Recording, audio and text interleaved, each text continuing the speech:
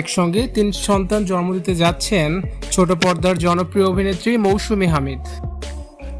মোটা baby bump নিয়ে হাজির হয়ে মৌসুমী হামিদ জানালেন দুটি সুখের খবর। মা হতে যাচ্ছেন এবং দ্বিতীয় বিয়ের খবর একই সঙ্গে জানালেন এই অভিনেত্রী। সব জল্পনা কল্পনার অবসান ঘটিয়ে অবশেষে একসাথে দুটি বড় সুখবর দিলেন জনপ্রিয় অভিনেত্রী মৌসুমী হামিদ। সম্প্রতি অনুষ্ঠিত হওয়া চরকি কার্নিভালে লাল গালিচায় বেবি বাম্প নিয়ে হাজির হয়ে সবাইকে চমকে দিয়েছেন এই অভিনেত্রী। একই সাথে প্রকাশ করেন নিজের দ্বিতীয় বিয়ের খবর। দীর্ঘদিন নিজেকে কিছুটা আড়ালে রাখার পর চেনা হাসি মুখে ক্যামেরার সামনে আসেন মৌসুমী। লাল গালিচায় হাঁটার সময় সহকর্মীদের চমকে দিয়ে তিনি জানান তিনি মা হতে চলেছেন।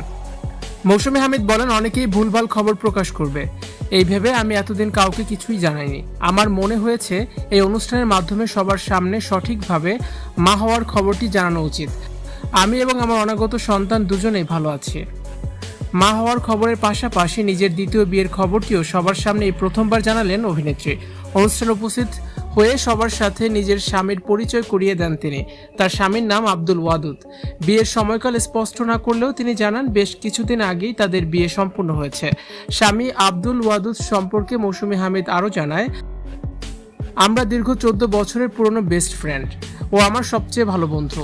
আমাদের মধ্যে অনেক বিষয়ে মিল ছিল, যে কারণে আমরা একসাথে পথ চলার অর্থাৎ বিয়ের সিদ্ধান্ত নেই।